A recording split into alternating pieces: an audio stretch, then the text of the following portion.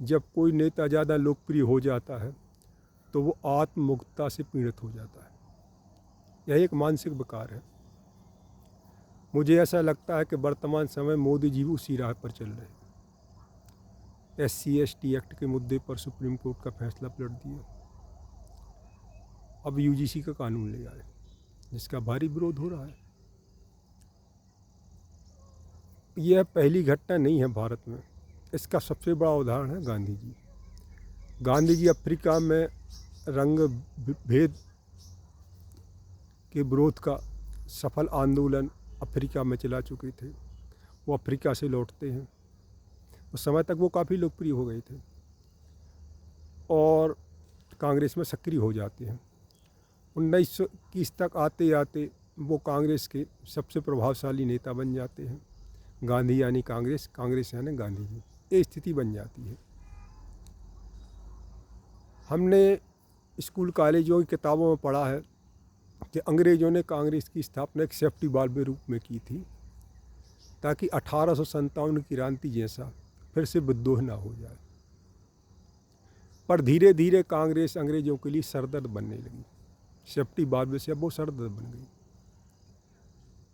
पर गांधी जी ने कांग्रेस को उसी ट्रैक पर दौड़ाया जिस उद्देश्य के लिए अंग्रेज़ों ने कांग्रेस की स्थापना की थी।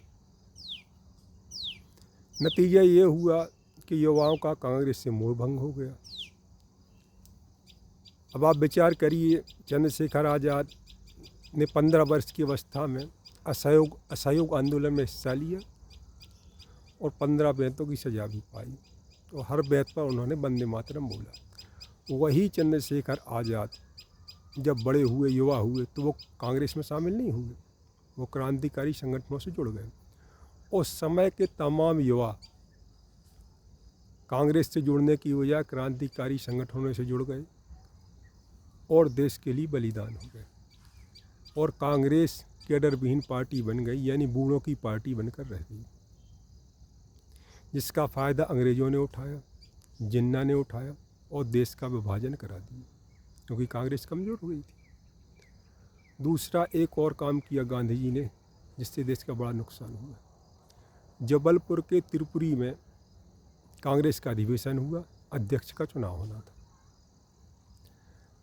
अब गांधी जी सर्वोसर्वा नेता थे, तो गांधी जी ने कहा कि मैं बूढ़ा हो गया हूँ, किसी युवा को मौका देना चाहिए। उनसे पूछा गया किसे बनाया जाए अध्यक्ष, तो गांधी जी ने पट्टाभी सीतारमैया का नाम ही कर दिया। पट्टाभी सीतारमैया एक कुशल इंजीनियर तो थे पर लोकप्रिय नेता नहीं थे। जैसे वर्तमान में अभी मनमोहन सिंह को सोनिया गांधी ने बनाया प्रधानमंत्री, ऐसी स्थिति थी, वो लोकप्रिय नेता नहीं थे। नेताजी ने इसका विरोध किया।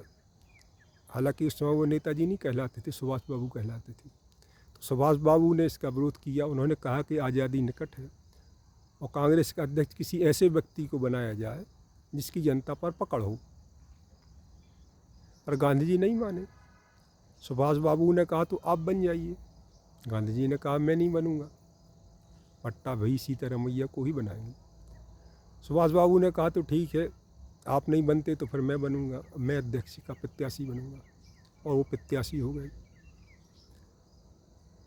और पट्टाभी सीतारमैया 203 वोटों से हार गए।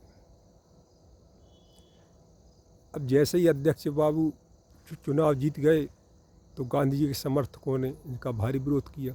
गांधी जी ने भी विरोध किया और अपनी व्यक्तिगत हार माना। अब कार्य समिति का गठन होना था, क्योंकि गांधी जी के समर्थक विरोध कर रहे थे। अधिवेशन को समाप्त कर दिया गया, कहा गया कार्य समिति बाद में बनेगी। पर बाद में सुभाष बाबू ने गांधी जी से संपर्क किया कार्य समिति बनाने के लिए, तो गांधी जी ने उनका सहयोग करने की बजाय उनसे कहा कि आप त्यागपत्र दे दीजिए। सुभाष बाबू ने अध्यक्ष के पद से त्यागपत्र दिया, कांग्रेस की सदस्यता से त्यागपत्र दिया और फॉरवर्ड ब्लॉक नाम के संगठन की स्थापना की। इसका फ़ायदा अंग्रेज़ों ने उठाया, उन्हें नज़रबंद कर दिया। फिर वो भेष बदल के वर्तमान पाकिस्तान से होते हुए अफ़गानिस्तान पहुँचे। उसके बाद वो हिटलर से मिले और आज़ाद हिंद फौज का गठन किया। तो गांधी जी की इस सोच के कारण देश का बड़ा नुकसान हुआ। कितना नुकसान हुआ, देश का विभाजन हुआ, बड़ी महंगी पड़ी है आज़ादी। दूसरा उदाहरण है आडवाणी जी। लाल कृष्ण आडवाणी को प्रधानमंत्री बनने की ललक थी। 2005 में वो पाकिस्तान की यात्रा पर गए तो ठीक गए, जिन्ना की मज़ार पर भी चले गए फूल चढ़ाने के लिए। नहीं आना था फिर भी चले गए, अच्छे चले गए। वहाँ उन्होंने विजय सिंह रजिस्टर पर जिन्ना की तारीफ़ की और उसे हिंदू मुस्लिम एकता का दूत बता दिया। इसका भाजपा में आरएसएस में भारी विरोध हुआ और आडवाणी जी की राजनीति का पतन हो गया। लगता है इसी राह पर अब मोदी जी चल पड़े हैं। अब देखते हैं क्या होता है, ये तो भविष्य ही बताएगा।